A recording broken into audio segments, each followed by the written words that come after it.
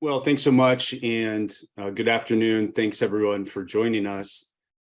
Here we are again, and it's getting a little tiring having these press conferences reacting to yet another corruption indictment that is occurring in the state of Illinois. So here it is, another day, another conviction in federal court, this time for Tim Mapes, who was the longtime chief of staff for Mike Madigan, and his role in the Madigan gatekeeper, the Madigan enterprise that has been on full display through multiple trials, continues to be shown off. And so in reacting to the decision of the jurors today and their verdict, certainly it's a good day that justice is being served and is long overdue for the state of Illinois. But it's also certainly a sad day, because here we have jurors and the federal court stepping up to do what should have been done a long time ago, and that's cleaning up the crisis of corruption that continues to plague the state of Illinois.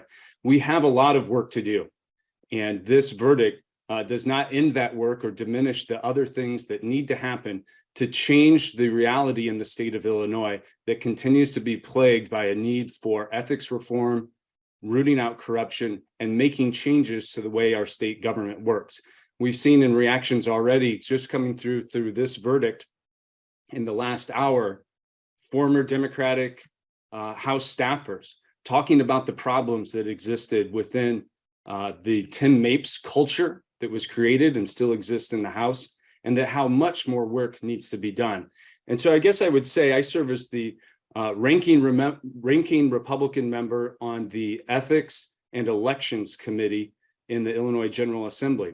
And if you take us back, this is not the first corruption verdict that we've been providing a reaction to. One of those happened just in May. The ComEd 4 trial concluded with guilty verdicts. And what was happening still in May was the legislature was in session. The legislature could have and certainly should have taken this as an opportunity to step up to the plate and deliver meaningful ethics reforms for the people of the state of Illinois. That didn't happen. The Democratic leaders were silent. The governor has been silent on this topic. Much more work needs to happen. And how many more guilty convictions need to be delivered by the federal court before legislators will start cleaning up the mess that continues to exist from 50 years of Mike Madigan's ruling of the state of Illinois? I'm pleased to be joined today by our Republican floor leader, that's State Representative Patrick Windhorst, who served as a former prosecutor and state's attorney in Massac County. And Patrick, I'll turn it over to you for more reaction to the verdict.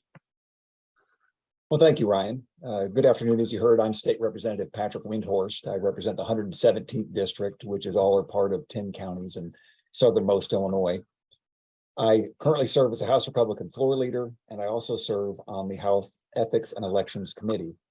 Today's guilty verdict is the latest in a string of examples of the urgent need for ethics reform to clean up corruption in Illinois. Tim Mapes has been found guilty of perjury and attempted obstruction of justice. For those offenses, he faces 20 years on the obstruction of justice count and 5 years for perjury. This case demonstrates the hold that Mike Madigan had over state government. Tim Mapes was offered immunity from prosecution by the federal government, meaning that all he had to do was tell the truth and he would not have been charged with a crime.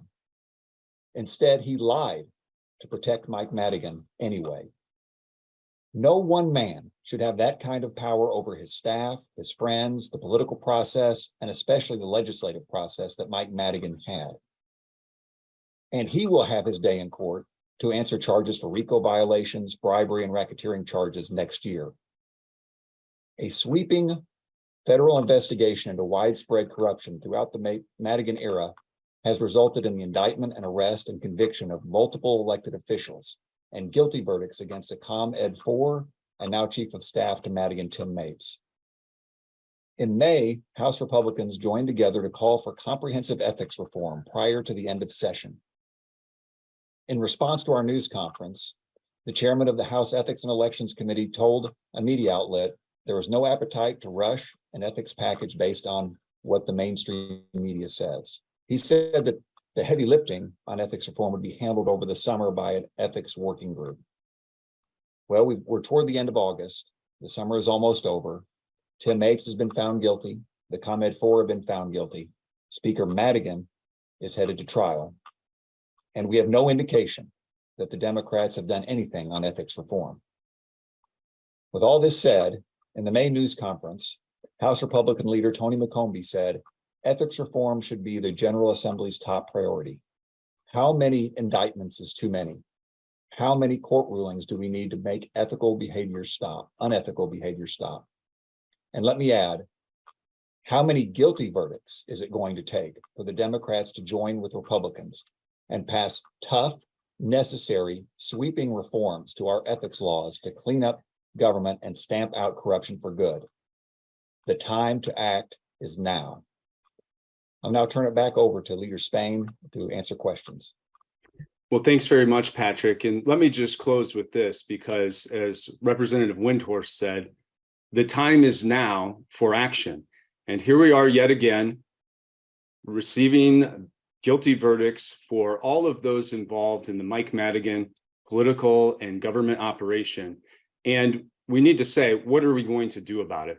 And as we watched nothing happen during legislative session in the spring, nothing happening to move ethics reform and clean up corruption in the state of Illinois happening over the summer, we need to do more, as former staffers have said.